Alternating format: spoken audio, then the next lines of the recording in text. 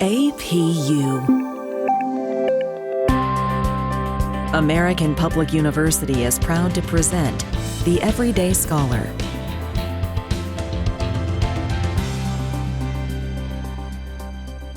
Hello, my name is Dr. Bjorn Mercer, and today we're talking to Dr. Gary Deal, Faculty Director in the School of Business. And our conversation today is about talking to people who do not listen. Welcome, Gary. Thanks for having me, Bjorn. I know this is our first podcast together, but it's nice to be back. For sure. Our last podcast was about I believe the narcissism of small differences. Really great podcast. Really enjoyed that podcast. And so my first question is, the title of this podcast is Talking to People Who Do Not Listen. So as a lawyer and as a leader of the APUS Debate Club, what does this mean to you? Sure. Well, again, thanks for having me on. And these are interesting topics amidst interesting times. So I think at the risk of taking too big a bite at this, we need to first sort of parse who we're speaking to. And I think we need to ask ourselves whether the person that we're speaking to is seeking to listen and learn or seeking to win a battle. I think one of the questions you have to ask is whether the person listening is listening passively or listening actively. And when I think about listening passively, I often describe that as waiting to talk. There's a difference between actually listening to what's being said and just waiting to retort, planning your response so that you just can't wait until the other person finishes their thought so that you can fire the next volley over the no man's land into battle. And if you're passively listening, then you're not really hearing the points that are being made. And I think that's part of the problem. Pointing that out to someone who is passively listening isn't always effective because people are generally resistant to the idea that they're not open-minded or engaged in a conversation with sincere interest and aims to understand. They typically tend to reject that idea because it would reflect poorly on their character in the moment. So it's a more difficult problem than just pointing out, okay, you're not really listening to me. Oh yeah, I get it. Let me change how I'm approaching this. But that's often the problem. If you encounter someone who's genuinely actively listening, that is seeking to understand the points, that's when your chances are best of actually getting through. Whether or not you change minds should rest on the evidence and what's being presented and whether it's persuasive. But if the person is actually listening to what you're saying and considering the points that you're making, that's when the likelihood is highest that at least it will sink in. I love that answer because there's so much there to parse out, honestly. It seems like, and I'm not a lawyer, and I'm not terribly litigious in my understanding of the world, but it seems like one of the skill sets that lawyers do acquire is the ability to talk about certain subjects either from like an honest perspective or from a biased perspective where they're trying to help their client. And so it seems like they can put on different hats depending on the situation. And when I think of the average person, and this is nothing against the average person because I am that person, when they argue, they're usually coming from the cuff and they're coming from the heart and they're coming from things that they really feel, that they passionately feel, versus somebody who is skilled, say, in talking and debating. They can kind of dig deep and play a character. I don't know if that makes sense. And then use one's own emotions because they're probably only have one perspective potentially against them. And so that leads me to the second question is, considering the political environment today in the U.S., why do people not listen to each other politically? And how do the major media outlets make this worse? And this comes right after what I just talked about. People usually talk emotionally about things. And this lends perfectly into politics, where for many, politics are people's new religion. Absolutely. I mean, you just made a ton of different great points that we could spend our hour talking, just about that sequence there. But it's the narrative. It's the narrative of the reality that is presented. So there's a certain objective reality, but that doesn't exist in the eyes of any real individual. The fact of the matter is we all see things through a certain lens that is based on our own experience and perspectives. But you're absolutely right. Depending on the individual and their perspective and their training and their talents. Again, when we look at attorneys for different types of litigation in different cases, I spent the morning watching parts of the Derek Chauvin criminal trial for the murder of George Floyd in Minneapolis. And there was a lot of discussion on the news networks about the testimony of one particular expert witness who was a pulmonologist, a pulmonology expert, talking about the cause of death and the likely cause of death and what resulted from the behaviors of and the choices in terms of the actions of the police on scene at the time that the incident occurred. And they were talking about how devastating this expert witness's testimony would be to the case for the defense, that it doesn't help Derek Chauvin at all because this individual presented as someone that, they described how, first of all, he's I don't want to say elderly, but he's a senior member of the medical community. You can tell he's probably in his 60s. So he's been beating on his craft for many, many decades. So he has that sort of perceived credibility. He also spoke very articulately and calmly without a lot of emotion. And he used very simple examples and analogies and demonstrations that allowed the jury to see, when he's describing what it's like to cut off the flow of air to the brain through pressure applied to the neck. And he was inviting the jury at one point to apply pressure to their own neck in a way that would simulate that feeling. So much so that the defense actually objected to simply state that the jury does not have to follow his instructions. And you could kind of feel that tension in the room. Again, I want to point out, I don't have any reason to believe that this expert is being biased, intentionally biased. It is specifically our duty not to be biased when we're testifying as experts, to be objective with the facts. So I don't think he was presenting the way he was presenting with the aim of being an advocate to any party or an adversary to any other party. But they were describing on the news networks how the circumstances of his testimony, the choice of words, the narrative that he used, and the way that he presented was powerful. It was very persuasive. And obviously, if that's your expert, that's great. And if it's not your expert, as a litigator, as an attorney, it's terrible. So, to your point about the narrative, it's the choice of words that are used. This actually reminds me of a movie that I saw recently with Josh Gad and the late Chadwick Boseman. It's called Marshall, and it's about the early career of Justice Thurgood Marshall as a criminal defense lawyer in the South at a time when there was sort of obviously racial undertones and prejudices that prevented him from litigating a particular case in court in the South. It was, as I recall, I think a rape case against a black man, an accused. And because he wasn't allowed to speak before the court, he had to rely on Josh Gad, who was a newer, not a great criminal defense attorney. That he did other stuff. There's a scene where he's teaching Josh how to present closing arguments.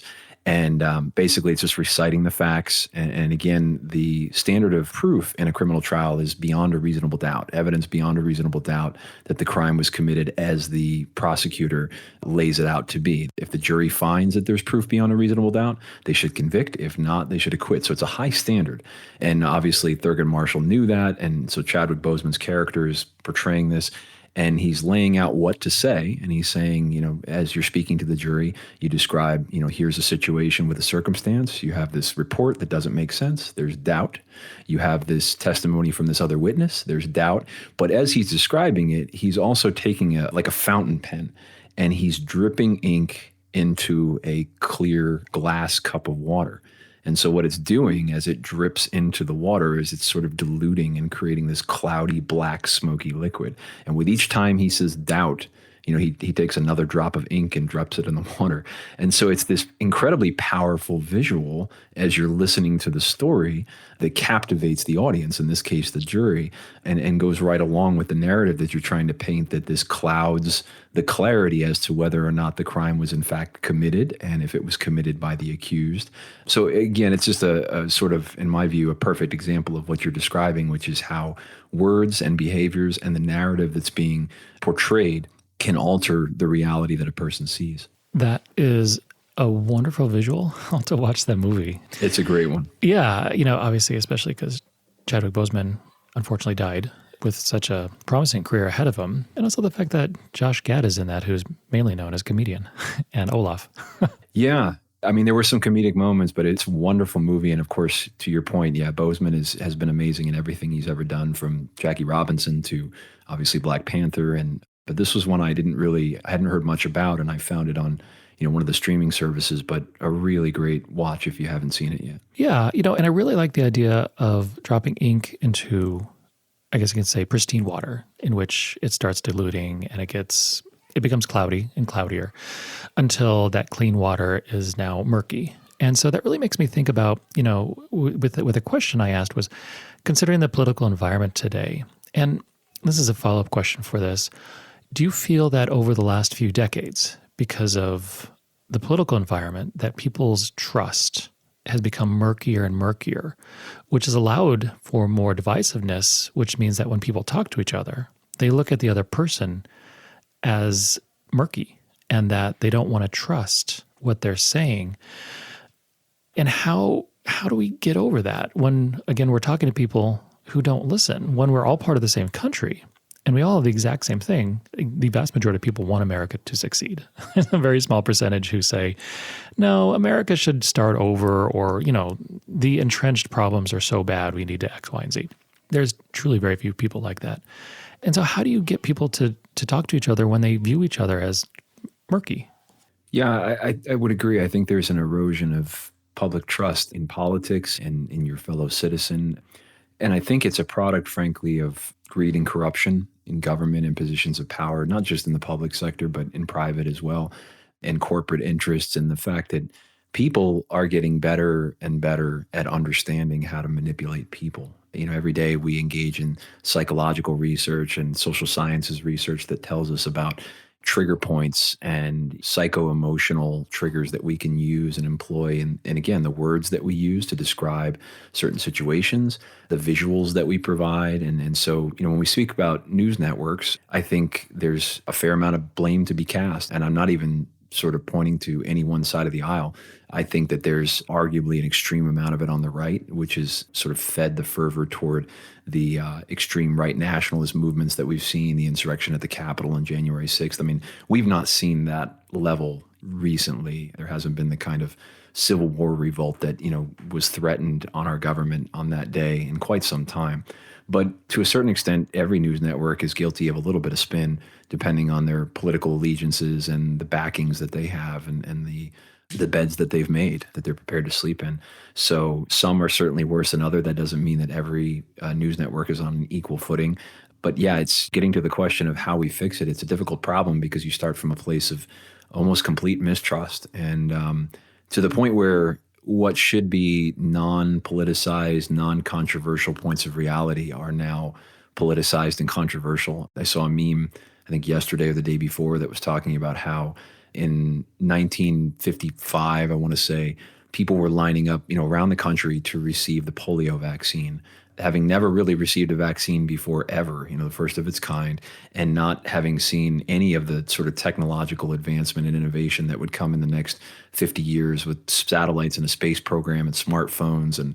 But today, we sort of take all of that advanced scientific understanding for granted, and we're arguing about, I think the caption of the meme is like, there's a not insignificant portion of our population that thinks that the COVID vaccine is full of like secret wizard juice that's going to control your brain. And Bill Gates is plotting to manipulate everybody with microscopic microchips in the vaccine.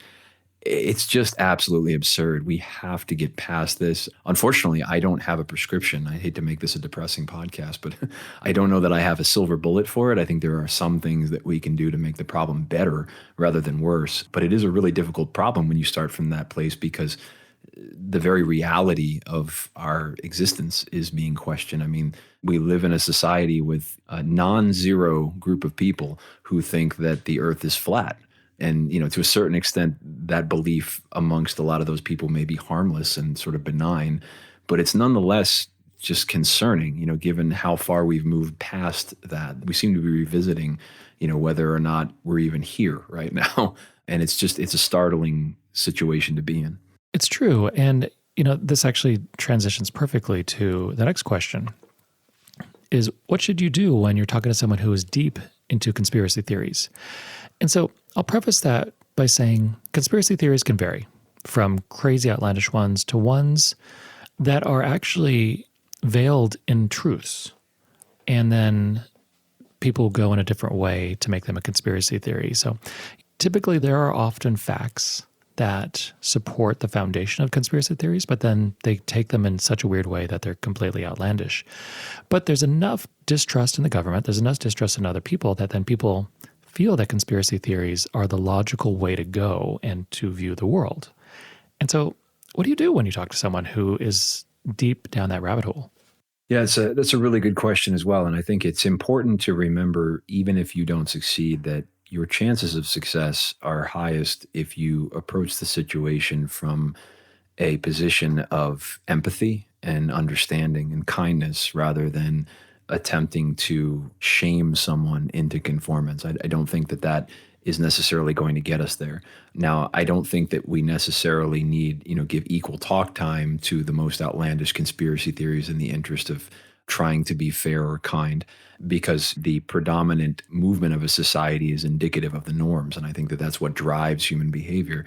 So I don't think that we should have science education television shows dedicated to flat earther society and that kind of thing. But I don't necessarily admonish or ridicule or chastise. I mean, I do sort of tongue in cheek from time to time joke about these things for how absurd some of them can be. But on a serious note, if I'm talking to someone who is seriously of the opinion that the earth is flat, telling them that they're stupid is probably not going to earn any kind of respect that would move that conversation forward. So if my aim really is to try to bring them onto the side of reality and scientific understanding, then I need to meet them where they are. And I need to try to express that in a kind way. I know that it can be difficult, particularly when we're presented with things that seem so outlandish as to not warrant the time or the energy to have that patience. But I don't think we do ourselves any favors if we're not willing to take that time. At a certain point, there are some conversations and there are some people that will be so deeply rooted in these that, at least for the moment that you're in, may be incapable of being reached. I mean, and that's something that we shouldn't be afraid to acknowledge when it occurs. But I think everybody in some form or another at one time or another is at least vulnerable to truth. And so I think the point that we need to drive home is, approach them where they are and try to present the evidence in a way that is not so pointed as to suggest that that person is foolish or inconceivably incompetent for even having considered, their prior position.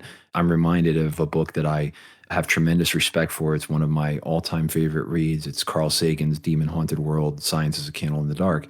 And in this book, this was sort of written on Sagan's deathbed in the 90s, and it was sort of a love letter to science, but he describes 3 tenets for critical thinking that I think are all equally important and indispensable. And they are curiosity, so the interest to see the world in different ways; skepticism, the idea that nothing is true because somebody says so, and that includes scientific authorities as well. So, I would never suggest to someone that you should simply believe the earth is round because the administrator of NASA said so, but that you should look at the evidence and form your own decisions. And then the last piece, the third tenet, is humility, and the idea that you should remember that even about those things, of which you're most certain, you could be wrong. It's possible. And so if you present that to someone on the other side of the argument, that, you're open to their point of view, if they're open to yours, then I think you create a reciprocity where you allow for a conversation and an exchange of ideas to take place. And I can say firsthand, I mean, I've seen it. It's rare, which is unfortunate and a little bit discouraging, but I have seen it where if you approach it the right way, it's possible to reach somebody to the extent that they actually rethink their position. I think the biggest obstacle to that is the sense of personal ego that hinges on changing one's mind. There's a perception that if I change my mind, and especially in a public forum, the embarrassment is unbearable. So I will handcuff myself to a lie or to a scandal or a corrupt politician or what have you, and follow them right to the bottom of the ocean, because the social shame in admitting that I made a mistake is somehow beyond the scope of anything that I'm willing to tolerate. And I think we've just got to get past that as a society. We've got to recognize that it's okay to be wrong. To be wrong is to be human. We make mistakes. The only shame is in persisting in a bad idea or an idea that you recognize to be incorrect after you have that moment of epiphany. If we can all sort of at least cling to that basic tenet, I think we stand a much greater chance of unifying around truth in the future. Absolutely wonderful. And it's great that you brought up Carl Sagan, because I'm right now studying his baloney detection kit from the Fine Art of Baloney Detection. Yeah, I think that's chapter 1 or 2 in the Demon Haunted World book. Yeah, yeah, which is absolutely wonderful. And it's one of those things where if people had critical thinking or that critical thinking literacy, they would have gone through something like this to really analyze ideas, and then they would really try to figure out, okay, what is truth? What has been bent? And then what is just flat out disinformation? And it's confusing. It is honestly confusing. And I really like what you talked about, letting go of the ego and really coming to the table with people in honesty and respect. And today we're speaking with Dr. Gary Deal, and we'll be right back after a short break. At American Public University, we believe that higher education can unlock higher purpose. So we offer 200 modern programs for those who want to make a difference. And we believe education must adapt to students' needs. That's why we've made it accessible through online classes and flexible with monthly program starts. American Public University, within reach, without limits. Learn more at americanpublicu.com. And we're back with Dr. Gary Deal. And so I really liked how in the last response you talked about ego. And it makes me think a lot about what our last podcast was about, which was narcissism, and how that self-centered narcissism can get you to not change. And it reminds me of a different article I wrote about genius, really going on Nietzsche, and how, and this is very simple, where he doesn't really believe per se in genius because it means that it limits people from their full potential. And so how do you change someone's mind? And I really liked how you started saying that, you have to, and I'm paraphrasing, I apologize. You have to be kind to them. You have to meet them. You have to try to understand them. And so when we look at our leaders, why do you think they are some of the worst examples of not doing that? Yeah, I think we've just lost a sense of scrutiny or standard behind the integrity that should undergird every public leader, particularly in the highest positions of power. We can all empathize with certain beliefs, even if we don't agree with them. Sagan, in his book that we discussed before the break, talks about how, even if you're someone who doesn't believe in an afterlife, in a life after death, who could not empathize with someone who loses a loved one and wants more than anything to believe that that loved one is still around somewhere, can still hear them, that they can still talk to them, even if it's in a supernatural sort of ethereal sense. I mean, who could not empathize and understand that desire, whether or not it be literally true? Who could not understand how someone would want that to be true and at least reach a point of common understanding around, that desire, even if we can then debate the literal truth of it. But yeah, we've lost a certain amount of integrity that should be a non-negotiable requirement to hold any position of power, whether that be in private or public sector.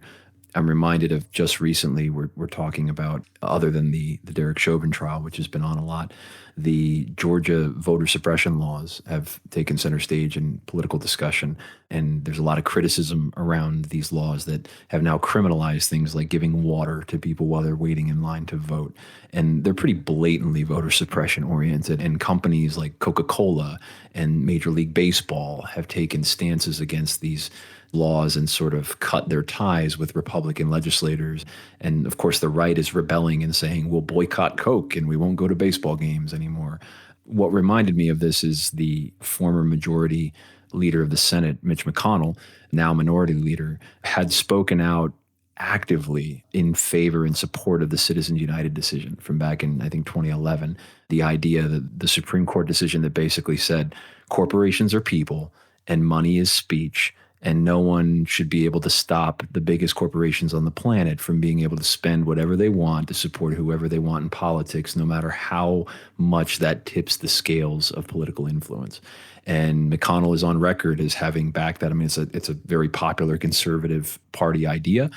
And yet, when this Georgia controversial voter suppression law comes up and corporations take the opposite stance, against the Republican position on this, he's now on record as saying, well, corporations should kind of stay out of politics. And it's clearly hypocrisy. It's clearly mutually incompatible ideologies that have no explanation. And he's attempted to sort of deflect this by saying, well, money's okay, but you can't do anything else, as if that makes any sense at all in terms of just rationalizing his position. And the thing is, I mean, to your point, I don't care if he has a position I disagree with.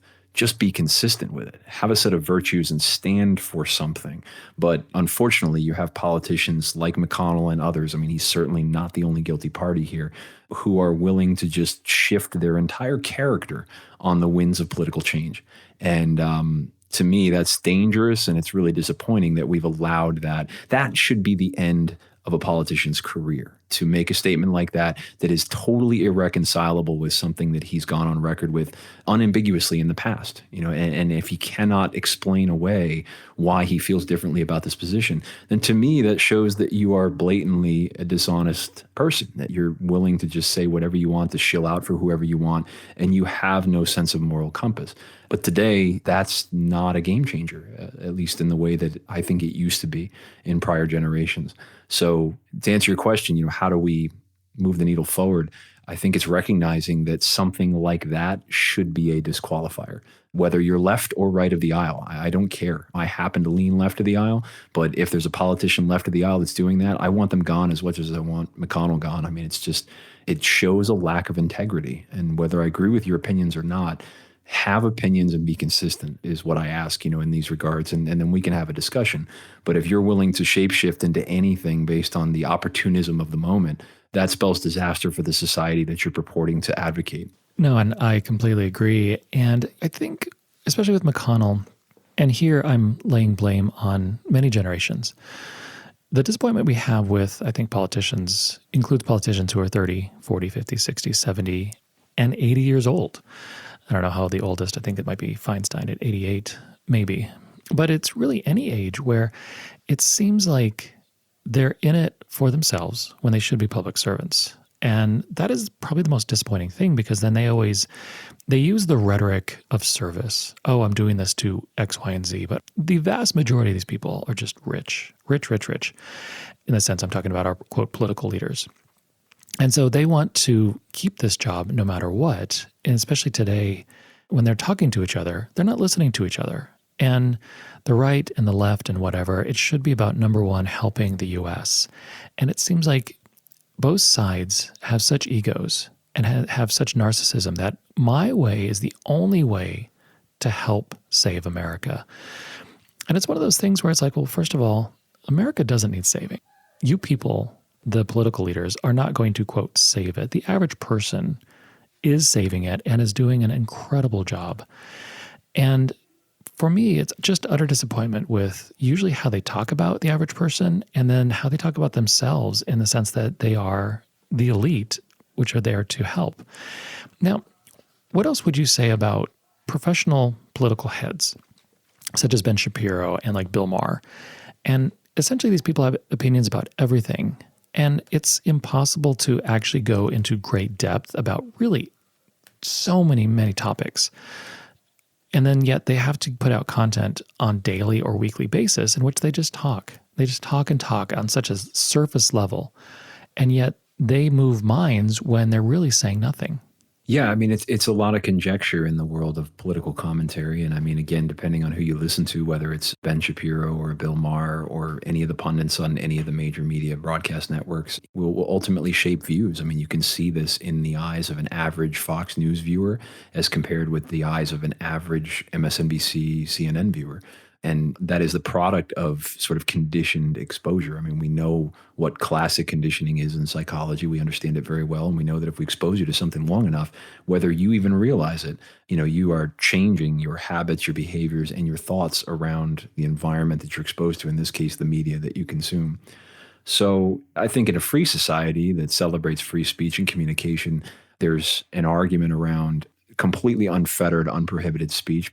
And I just had a prior podcast with Dr. Linda Asher on this in terms of at what point does speech become controversial to the point, or dangerous enough to the point that it becomes criminal. There obviously is a point under the law already, and we could have a separate debate about whether that point is appropriate, whether the standards are strict enough or too loose. But it is difficult to parse that in a world where people are so hinged on these issues. And it's great to see civic activism in that regard. It's great to see people invested in their country, as opposed to people cared far more about the next season of The Bachelor or American Idol than they did about what's happening in their political sphere. I might be even more worried than I am now, which is kind of difficult to imagine. But I at least applaud that we care. We, meaning the American society, many people are strongly invested, even if they're misguided, regardless of which side of the aisle they fall on, even if they're not well informed. There's a vested interest there. But I think it's worth also pointing out that everyone has to decide which hills you're prepared to die on. And this is an interesting discussion point that I've written about recently, that you can imagine a situation where, because there are situations where we would say we agree to disagree, but we respect each other and we can remain friends and share a society or a community together. And then there are other situations where there is a line somewhere, and for each person, that line may be in a different place, with which we say we're going to dispense with the political correctness and the niceties and not pretend that it's okay to condone this. Not that we would actively hurt somebody, but that we're not going to be sort of false friends or fake friends with somebody that we find so repugnant morally or ethically that we just have to disavow any connection with. So, you can imagine, for example, by analogy, and I talked about this in the article, it hasn't been published yet, but if you have a neighbor and your neighbor leans to the opposite side of the political aisle from you, whether you're left and they're right or you're right and they're left, you may not agree with their views, but as long as they're civil and relatively kind people, they smile when you see them in the driveway and they're nice. Otherwise, you just happen to know from maybe social media that they're, Republican and you're Democrat or vice versa. Is that a reason to make enemies, to sneer at them and to cut off all ties? Probably not. I mean, most people would agree that it's a good idea to be civil in those regards. We can agree to disagree, but still be friends kind of thing. Well, okay, take it one step up the ladder. Now you find out that your neighbor is actively in complete contradiction to your sense of ethical disposition. So maybe they're an overt racist, and you go on Facebook and you find their page and they're like actively publishing anti-Semitic or anti-Black views and memes and that kind of thing.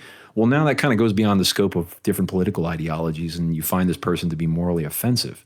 Is that enough to then, dispense with the sort of, again, the small talk and the pleasantries?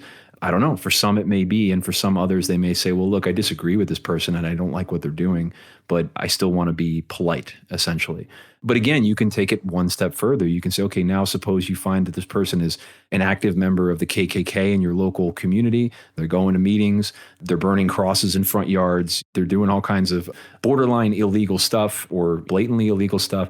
And even if it's not illegal, it is so morally offensive as to just shock the conscience. There is a line somewhere between the first scenario and the last one I described where most people would say, okay, I'm not going to be nice anymore. And again, I don't mean to say that they would do anything criminal or actively plot to hurt that person, but they're not going to play nice and be friends and even pretend to be friendly with someone like that because it offends the conscience so. And so again, I think we all have to decide for ourselves where that line is. But if I had to offer an observation, I would say that of late, it seems like the line is moving further and further in the direction of the first step on the ladder, where it's, to say that, okay, if you're a Republican and I'm a Democrat, that's enough for me to never want to speak to you ever again, period. And I think we've just got to reassess at what point are we drawing the line. We're taking ourselves so seriously that I'm going to disavow friends and alienate myself from my community, my neighbors, my family, whoever it is, simply because you watch Fox and I watch CNN or, whatever that has. And I'm not suggesting that people should be friends with KKK members if they find that offensive. I do, and I wouldn't want to break bread with somebody who did. To me, that's a terrible thing. But, again, that line is in a different place for everybody, so you've got to decide, where it is. And I just worry that we're moving to a point of we're immediately triggered at the highest level by things that should be, if they're concerning at all, they shouldn't rise to the level of preventing us from being civil and kind to one another. No, and that's great. And I 100% think that people should be civil all the time. And they should always strive to be civil. They should always strive to be kind and try to understand each other. And I really do like how you describe the line, because some people's lines are very shallow and they get offended and will cut off ties with people almost immediately, which is not real. You can't surround yourself with people who are exactly like you, or else you live in the proverbial bubble. And I wish I could remember the name, but Joe Rogan had a great conversation with a musician, and he was Black, and he would be in the South, and he struck up this great conversation with this guy who then brought him to his friends, and they were all ex-KKK. And so through meeting this musician and talking and exposing, and the musician being open to it and not potentially being scared because being around a bunch of KKK people, he was able to change their minds. And that really reminds me of how we always need to reach out to people. And so even if they do have morally repugnant views, and this is where I don't firmly believe in moral relativism, because there are some universal things where people believe in this is a moral good or this is a moral bad. But when you look through history, their morality is really fluid. Absolutely. I'm familiar with the story you described. I had to look it up while you were speaking, but it's Daryl Davis is the name of the musician. And I've seen the exposés on the work that he's done. And I think that that's an excellent thing to bring up on the topic of our podcast today, because that's proof in the pudding there that it can be done. You know, you can take someone that could not be more juxtaposed to your very existence, let alone your views, for a black man to befriend KKK members. And it's been, I don't know how many at this point, but it's several. You know, it's quite a few folks that are former KKK members, now sort of reformed through the power of kind relationships with this man, Daryl Davis. And so, you know, good on him, obviously. It sounds like wonderful work that he does, and I hope he continues it. But that shows you that it's possible in even the most polar of circumstances to find common ground and to pull people onto the side of rationality, to bring them back into the boat of what rational people would describe as common sense, which is kind of a filler term, doesn't mean much, but the obvious evidentiary conclusions that come from, assessing your world. So yeah, it can happen, but it's tough. I mean, I'm sure, I've heard Davis talk about it, and I'm sure he'd be the first to tell you it takes a lot of work and patience. Oh, I completely agree. And that's where my thing is, like, you have to be open to people up until the point of violence or somebody wanting violence upon others. Then that is a line, I think. But then even after, conflicts and war, people still have to reconcile.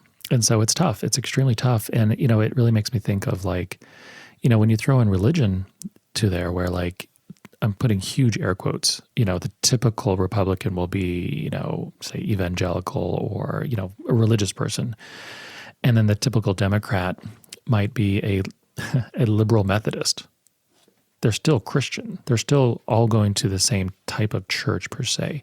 And again, there's many people who don't align themselves to Christianity or whatnot. But so many people are coming from this same perspective. And even if you're born in this country, and even if you don't go to church or don't call yourself a Christian, you still were brought up in a country in which you were educated with so many Christian holidays and ideas that part of your cultural makeup is still Christianity, is still some sort of religion. And so when people disagree, they're still coming from the same perspective. And so even if you talk to somebody who's Muslim, that's still an Abrahamic religion. You're still talking the same language. Yeah, I mean, I hate to even bring him up on the podcast because he doesn't need any more publicity than he's had over the last 4 or 5 years. But, I truly believe that former President Trump is largely responsible for the increase in the divisive rhetoric, because prior to his rise in politics, both sides of the aisle at least focused, for the most part, on points of commonality. We're all Americans. We're all in this together. We're all patriots. I remember Obama running against John McCain, and John McCain, publicly repudiating followers of his who believed falsehoods about Obama, that he was a Muslim or that he was a terrorist. And he's on camera. I mean, you can go and find his rallies where people made these assertions out loud on a microphone, and he publicly denounced them as, no, Obama's a patriot. He's an American just like us. He's a good man. We have differences in ideas, but he's an American, and we're all in this together. Same thing with Romney. I mean, there was no doubt as to his patriotism and his respect for his opponent. But with Trump came a new ideology, the willingness to divide and alienate and vilify Americans, anybody. I mean, the Democrats are do-nothing, worthless enemies that are worse than Russians, in the rhetoric of the Trump campaigns. And I mean, you saw this on T-shirts that Trump supporters wore, rather be a Russian than a Democrat. I mean, I'm not making that up. That's a literal T-shirt that people wore to Trump rallies. And you think about, like, that is game changing. That is precedent setting that never happened before. So I personally do blame the Trump administration and the Trump sort of phenomenon for moving this needle in the direction of worse by a lot in just 4 years, to the point now where politicians are no longer afraid to do that. They're no longer afraid to divide America around these ideologies and call half of America an enemy of the state, which just never happened before. I don't know how we repair that. It's going to take a long time, but it's really dangerous that it happened in the first place. It is, and that's one of the great disappointments of the Trump years, is that he had so much potential as shooting from the hip, somebody who doesn't care about opinions. He could be a Republican who bucks Republicans and so get stuff done. And then his administration was basically a typical Republican administration with someone who loved the limelight.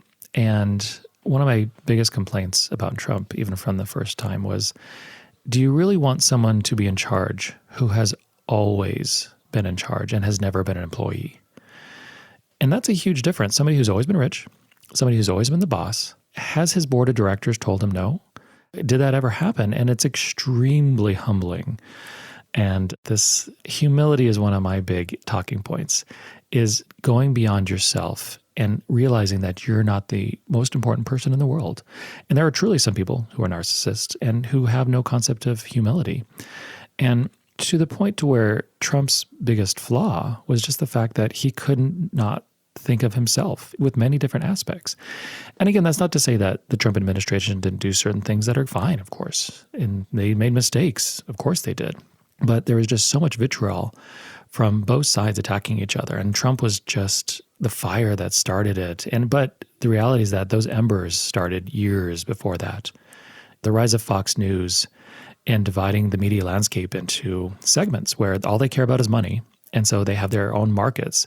And with Newt Gingrich in the 90s of having that strategy of a scorched earth policy, of not working with the other side, it's much more complicated. I mean, of course, we can talk about this for hours and write several books and everything. But at the end of the day, my simplistic view is be humble, let go of your ego, and share a meal with someone. You might be able to change their minds. But that's the only way.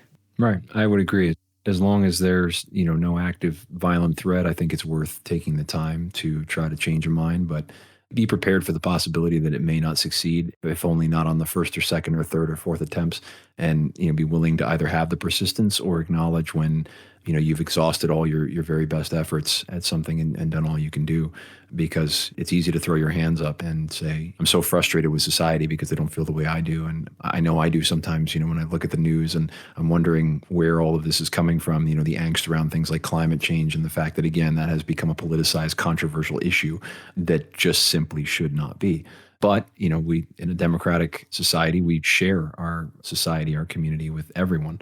And so for better or worse, we're forced to coexist and to work together and cooperate in good faith. That's the spirit, at least. So, yeah, I would agree wholeheartedly. Excellent.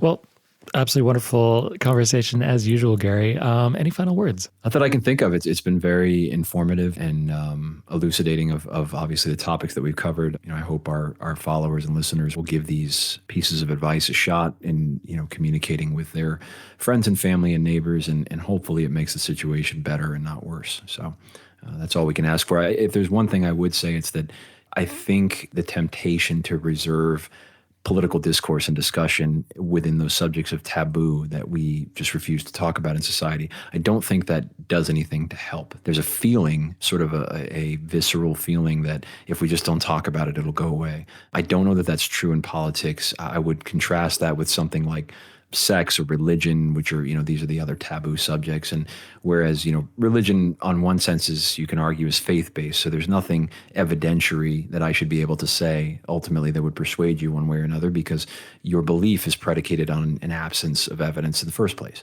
So those conversations may indeed be non-starters. But political discourse should, in theory, be based on evidence of what is good and bad for society and what promotes the well-being of people within it. So I think we need to learn how to have respectful discussions and not avoid them altogether, because that doesn't move us anywhere closer to unity or consensus or even meaningful and beneficial cooperation. Excellent. And absolutely wonderful last words. And today we're speaking with Dr. Gary Deal about talking to people who do not listen. My name is Dr. Bureau Mercer, and thank you for listening. For more information about our university, visit us at studyatapu.com. APU, American Public University.